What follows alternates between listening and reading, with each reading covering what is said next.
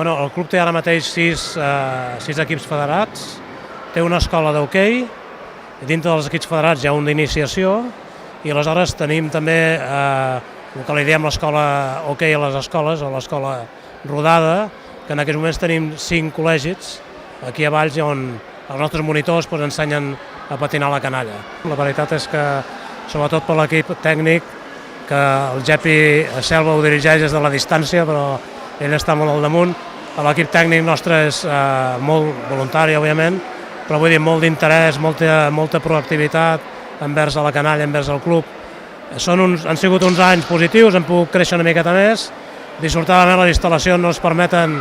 ampliar més encara aquesta base, però esperem que a curt plaç puguem tindre una solució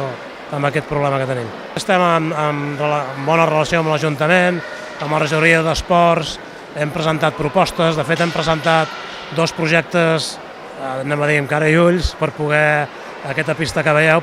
tindre una reforma i una adequació a lo que avui es necessita, no solament per l'hoquei en particular, sinó per qualsevol esport en pista o en indoor que avui existeixen. La instal·lació que estem s'ha envellit perquè té molts anys i aleshores necessita una infraestructura molt dèbil i per tant necessita una inversió important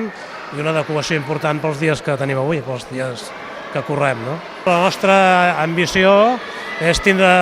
com a mínim un equip de totes les categories, evidentment reforçar més encara l'escola rodada, és a dir, la nostra participació a les escoles, com ha dit abans la Tere, reforçar aquest coneixement del que és l'hoquei, perquè es coneix encara poc, sobretot a nivell d'escola,